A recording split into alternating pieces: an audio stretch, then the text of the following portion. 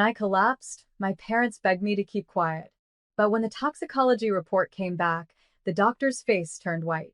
What they found in my system wasn't just a prank, it was attempted murder. But my name is Elodie Parrish. And if you think you know how this ends, stay tuned.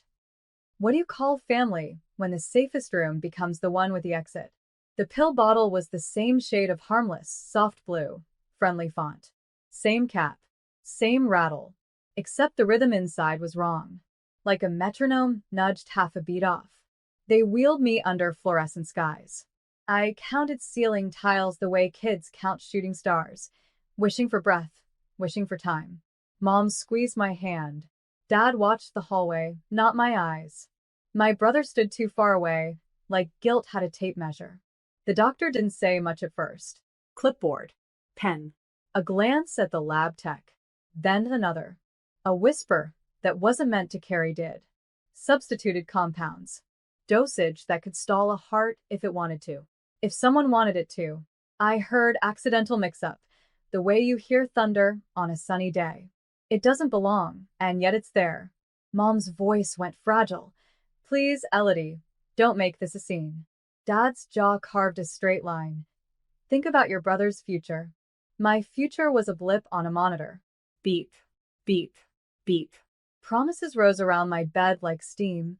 We'll handle it privately. Let's not ruin lives. We're family.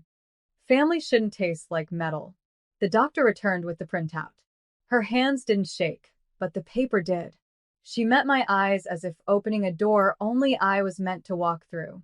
Miss Parrish, she said softly, this wasn't a mistake. Somewhere in the waiting room, a vending machine hummed. Somewhere inside me, something colder clicked into place. I wasn't going to be their silence. You said. They told me it was just a joke. That line echoed so many times, I started to taste it in my sleep. A joke that stopped my lungs. A joke that made my heart stutter mid-beat like a skipping record. I spent 4 nights in cardiac monitoring. My arms were mapped with lines and bruises. Machines whispered codes I didn't understand. He brought me flowers. Yellow tulips, my favorite. He stood at the foot of my hospital bed and smiled, like he'd skinned a knee, not poisoned his sister. Come on, Elodie, he shrugged. It was a prank. You're fine, right? You always bounce back. My parents flanked him like defense attorneys. He's just a boy, Dad insisted. He didn't mean harm, Mom pleaded. He loves you, they chorused. But love shouldn't need translation. Dr. Reese wasn't family, which meant she was the only one telling the truth. The substance, she explained, wasn't even remotely related to your prescribed meds. The dosage was enough to cause arrhythmia.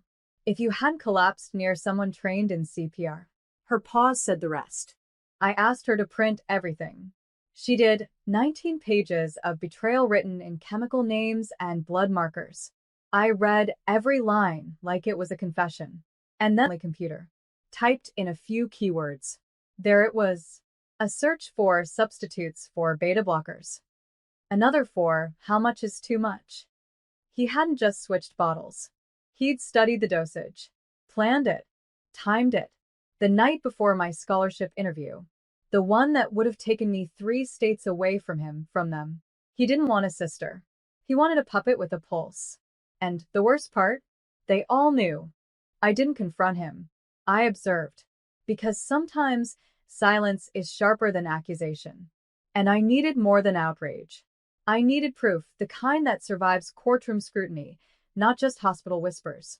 So I let them believe I'd folded. That I'd swallowed their lies like I once swallowed pills I thought were safe. They brought me home 2 days later. The air in the house felt thinner. Or maybe I was just breathing deeper. I checked the medicine cabinet. My original bottle was gone.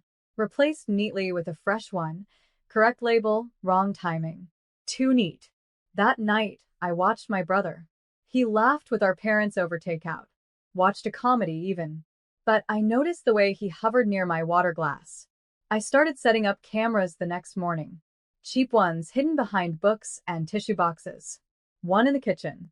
One in the hallway. One aimed directly at the drawer where my meds lived.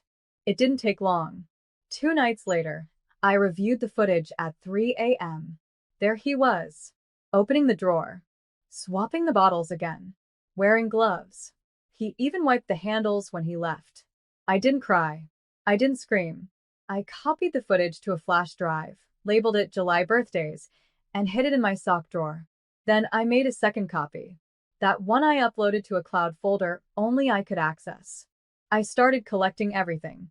Screenshots of his internet searches, my toxicology reports, the labels from the tampered bottles, Dr. Reese's written analysis, footage from the cameras.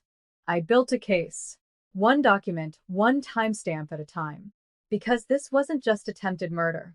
This was strategy. And I wasn't just a victim. I was a witness who'd survived. My parents sensed the shift. I wasn't playing the fragile girl anymore. I was watching, calculating. That scared them more than my collapse. Don't hold grudges, Elodie. That's not healthy. Mom brought me tea and tucked in the edges of her lies with cinnamon and honey. You know your brother has always had impulse issues. Impulse? He used gloves, wiped fingerprints, studied dosages. That's not impulse. That's intent. And yet they kept pushing. A quiet war of gaslighting. You're seeing threats where there aren't any.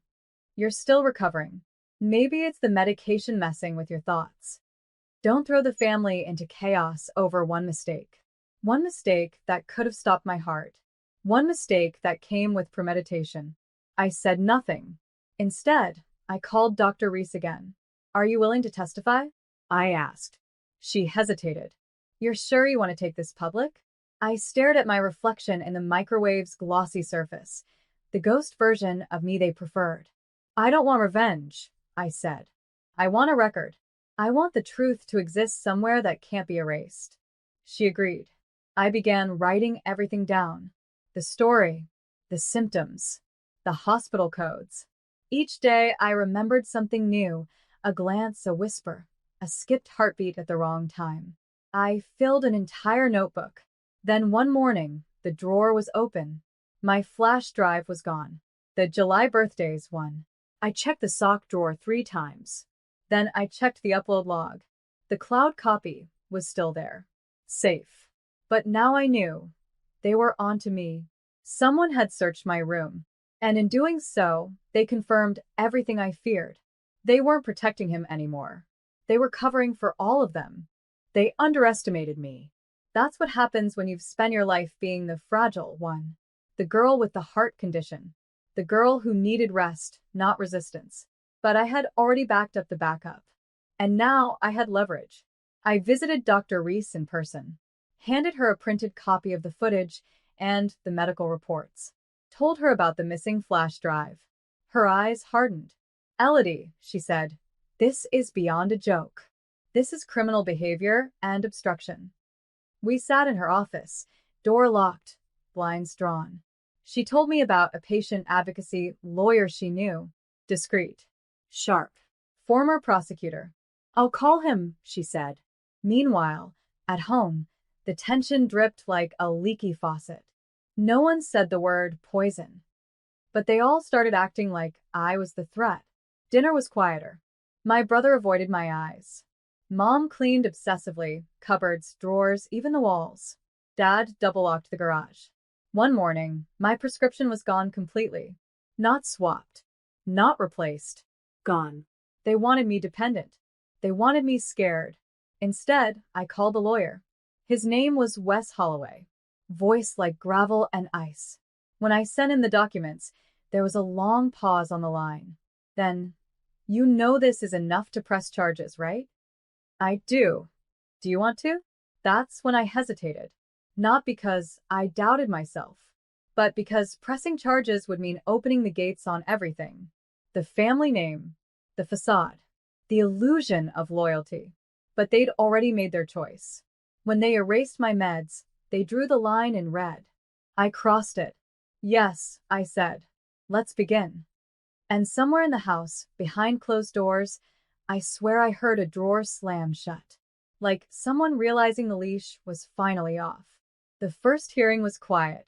Not a trial, just an initial review to authorize investigation. But my brother didn't show. My parents did. Mom wore her Sunday grace face. Dad brought a manila folder, probably filled with excuses. They didn't know I had already signed an affidavit. Didn't know Dr. Reese had too. Didn't know Wes had submitted the cloud footage, the timestamped browser history, and the certified toxicology report. All sealed, all admissible. I walked past them in the hallway. My mom reached out to touch my arm. "Elodie, baby." I pulled back. "Don't," I whispered. Her eyes welled. But I didn't believe her anymore. You can't cry over spilled blood when you help set the table. That night, my phone lit up with a message from an unknown number. "You're destroying everything. Hope it's worth it." I didn't need to ask who sent it. My brother never did like losing. I took a screenshot. Sent it to Wes. He replied within seconds. "Don't respond. Let it stack." Let it stack. The phrase stayed with me because I wasn't destroying the family. I was documenting it. Each lie, each silence, each manipulation a layer. And at the center, a single truth they couldn't outrun. They didn't protect me. They protected the idea of him. The golden child. The clever one. The boy who just made a mistake. But mistakes don't repeat. Mistakes don't wear gloves. Mistakes don't erase medicine and send threats from burner phones. This was a pattern. a choice. And for the first time in my life, the system, the actual legal system, was listening. My brother wasn't just a troubled boy. He was now officially under investigation. And that changed everything. 3 weeks later, I received a formal letter. State seal. Return address from the Department of Public Prosecution. Case 41B. Preliminary criminal inquiry approved. Just below it, my brother's full name. It didn't feel victorious. It felt cold. Clean. Like something sacred had been stripped from the word family. But justice is rarely warm. That same evening, Mom called. First time since the hearing. "Elodie," she said, voice shaking. "We can fix this. Just drop the charges." I sat on my bed, the unopened pill bottle resting on my nightstand. "How long have you known?" I asked. Her silence was louder than any answer. Then, softly, "Since the first time you collapsed." I closed my eyes. "That wasn't this time. That was 2 years ago." "You mean he's done this before?" "It wasn't the same," she whispered, as if softening the crime would soften the outcome. "It wasn't lethal. Just he wanted attention. He didn't think. He never thinks." I cut in. "Because you all do the thinking for him." "Elodie, please. He's your brother. No. He's your shield." Click. I hung up. My inbox lit up an hour later. An anonymous tip submission acknowledgement. Wes had filed it on my behalf with the medical board. My brother had once been a pharmacy intern. He still had access to suppliers. The medication swap hadn't started at home. It started at the source. This wasn't about me anymore. This was about every patient who trusted a label. Every bottle that might not hold what it says. Wes called. "They're opening a wider investigation. The board's getting involved now." I didn't reply right away. Instead, I stared out the window, watching autumn leaves fall like tiny endings. Sometimes, truth is slower than justice. But when it lands heavy. The courtroom wasn't dramatic. No gavel crashes. No gasps from the gallery. Just rows of chairs. Fluorescent lights. And a judge whose eyes stayed still even when my brother refused to meet mine. The case didn't go to trial. It didn't need to. He was offered a deal. Official confession, mandatory psychological evaluation, revocation of his pharmacy license, 2 years probation, and full restraining order. No jail, but a record. A public, permanent one. My parents didn't come to the hearing. Maybe because they knew what the outcome meant. Not just for him, but for them. They'd spent years building a fiction. One where he was troubled, not dangerous.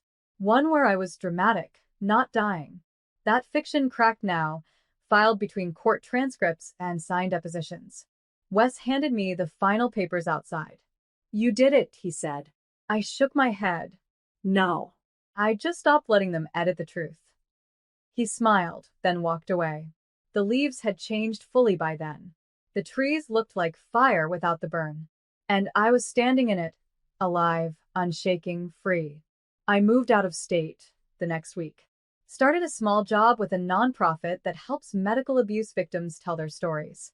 Dr. Reese sent a bouquet to my new office. No card, just a single quote written on the wrapper.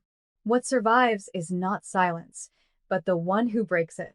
I kept that note, taped it beside my mirror, above the new bottle of pills, prescribed, correct, untouched by anyone but me. I don't speak to my family anymore, but sometimes I wonder if they realized that silence wasn't safety. It was complicity, and I was never